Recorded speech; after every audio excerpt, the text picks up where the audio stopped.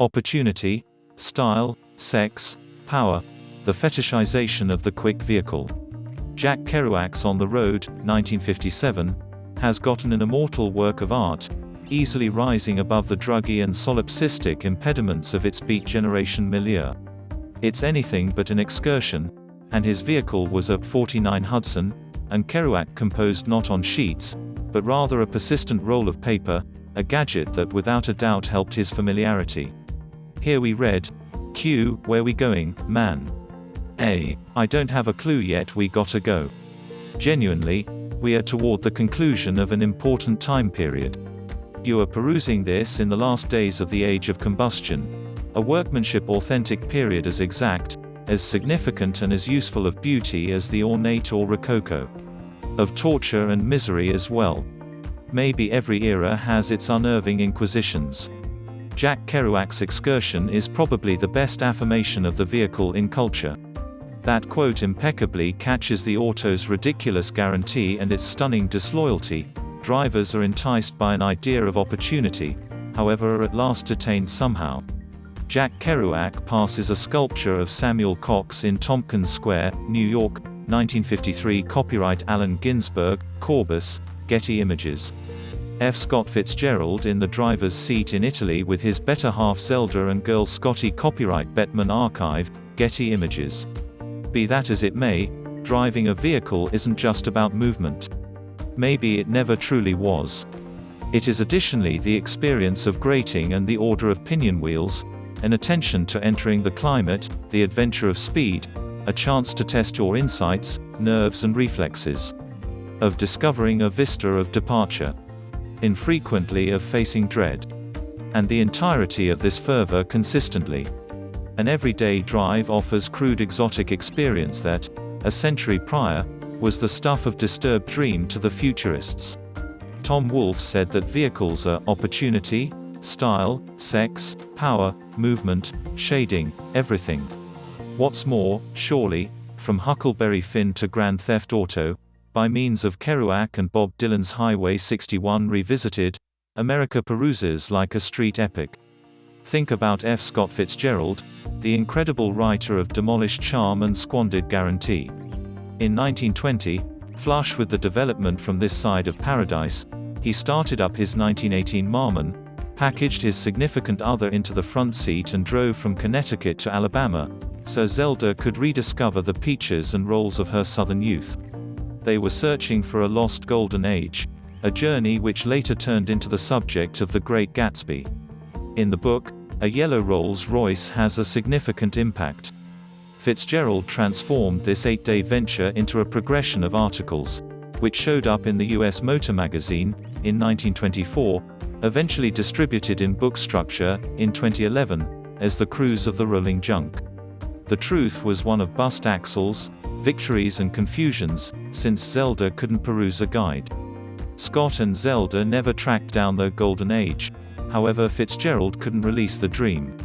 He portrayed an ethereal image of how we would move toward the south along the sparkling avenues of numerous urban areas, then, at that point, via calm paths and fragrant hollows whose honeysuckle branches would unsettle our hair with white sweet fingers. That is how a Marmon could help you. On return, Zelda coldly stated the delights of motoring are pretty much anecdotal. Driving a vehicle isn't just about movement. It's a vista of getaway. Indeed, even as the private vehicle stops to be the paramount purchaser item, its uncommon symbolism will endure. Vehicle plan, alongside popular music and the motion pictures, was one of the characterizing exercises of the 20th century. Altogether, each was an aggregate movement with more than one auteur. Think about the vehicle's part in the film. The title Rebel Without a Cause, the 1955 film that put James Dean on the map, was taken from a mental report about upset youth. In the film, his vehicle was a 1949 Mercury Club Coupe with a 255 cu in, 4.2-liter, flathead V8, a vehicle that later turned into a top pick of Californian hot rodders and customizers, the motivation of Tom Wolfe's comment. A month prior to Rebel was delivered, a 24-year-old Dean was killed in the Californian desert when his Porsche 550 Spyder slammed into a Ford Tudor. This loaned Dean's lead sled a sinister after-death devotion as a dedication to annihilated youth, while upgrading Porsche's standing for threat. James Dean in his Porsche around 1955 copyright Floyd McCarthy, MPTV Images, Ivine. Elegance Kelly and Cary Grant in To Catch a Thief copyright TCD, VP, LMKMEDIAUKIR, Paramount. Alfred Hitchcock saw how vehicles pass on significance. His significant other Alma picked the pretty, metallic ice blue Sunbeam Alpine Series 3 that Grace Kelly drove in To Catch a Thief, the showstopper light-hearted comedy spine chiller. In trade showcases, the Alpine was planned to fit between the crude MGTD and the more refined Jaguar XK120. It was also the ideal fit for the lovely yet cold Grace Kelly character. Her sleek drive along the Grande Corniche with a soundtrack of jump-making screeches of cross-utilized Dunlop tires and scrunching rock, with a perfectly dressed Cary Grant as a created, however apprehensive, feline thief traveler, is one of film's extraordinary vehicle successions. So compelling was the film in making a mainstream idea of mainland style, the perspectives on Monte Carlo from the Corniche later turned into a banality in vehicle. Step-by-step instructions to spend it. Driving the undrivable Ferrari. Like To Catch a Thief, Mike Nichols' The Graduate, of 1967, was a standout film dependent on a fair novel. It is one of the best soul-changing experience transitioning films, consolidating themes of taboo sex, disobedience, recovery, and an Alfa Romeo assumes a main part as a ways to get out, all set to extraordinary chime-in music by Simon and Garfunkel. The Alfa is a 1966 Series 1 Duetto with the exemplary 1.6-liter twin-cam 4. Its body was drawn by Franco Martinengo of Pininfarina, and this early form has the unmistakable shapely Osso di Seppia, cuttlefish, tail. The vehicle's notable frailties become a sensational second in the film when the Duetto runs out of petroleum in the Californian desert due to a flawed fuel check. Be that as it may, the incredible visual second in the film is the Dustin Hoffman character, Benjamin Braddock, hurrying over San Francisco's Bay Bridge on the approach to baffle the youthful Ms. Robinson's wedding.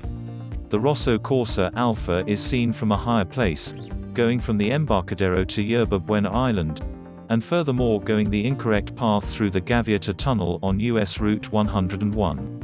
The quickly moving vehicle some way or another passes on an ideal articulation of insightful yearning, and the rich Alfa gives on Hoffman Braddock the quickest feeling of eroticized style and apprehensive direness. Yet, what does the best film establishment of all inform us concerning vehicles? Catherine Ross and Dustin Hoffman in The Graduate copyright Everett collection, Alamy.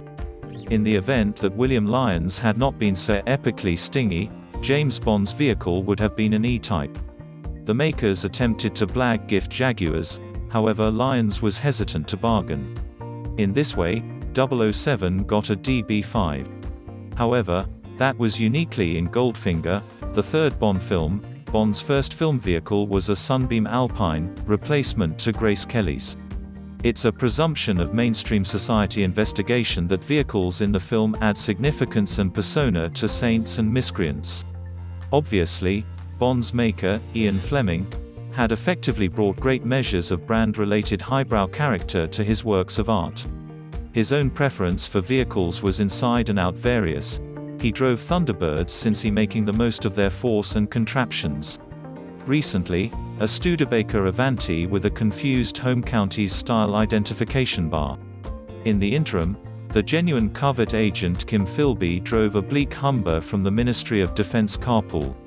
Thus, these are the valuable brand esteems Connery brought to Aston Martin. Perversion, sexism, vainglory, gratification, refined brutality, great taste, a sharp however loosened up fashion awareness, delicate mind and muscle. Truly, you were unable to have a more important arrangement of relationship for quick vehicles. Auto Fiction. Crash by J.G. Ballard. On the Road by Jack Kerouac. The Great Gatsby by F. Scott Fitzgerald. In 1909, M. Forster composed his short story The Machine Stops. It's a bleak story. Individuals live underground. honoring a far-off and frightening specialized substance known as the machine. They at this point don't travel since they use video conferencing and text. Sound natural. And afterward, the machine stops. At the point when the hot worker ranches in the Arizona desert soften in light of the fact that there is no more gas to control the generators that power the aircon they eat up, our machine will stop as well. The financial analyst John Maynard Keynes said by about now we would all be so rich, nobody would need to work. He wasn't right as well. The poet laureate of dystopia, J.G. Ballard, anticipated that by about now private vehicles would not be permitted on open streets. All things considered, fans would utilize them under management in encased motoring parks. They say the self-sufficient electric vehicle will liberate us. However, the driverless car will, in every sense, need soul. And people like soul, regardless of whether it is their jail corrections officer. Furthermore, self-governance overlooks the psychological truth of vehicle proprietorship, which is, frankly, founded on ideas of pride and ability and personality. We're told that the guiding wheel will vanish. Be that as it may, what will have its spot? The screen will supplant the guiding wheel. You'll watch the news as you travel. Or movies. So says Norman Foster, a modeler so dedicated to a tech future that he has planned a glass, endless circle for Apple at its Cupertino HQ. It appears to be the semantics of the vehicle will no longer be centered around childish ideas of enthronement, possession and strength, yet an idealistic one of shared space. Vehicles may turn out to be always similar to versatile engineering, spaces to be appreciated. Yet, what will supplant the interest and sentiment? Very much planned screens will have their charm, yet the hunger for style, force and control may not be effectively extinguished.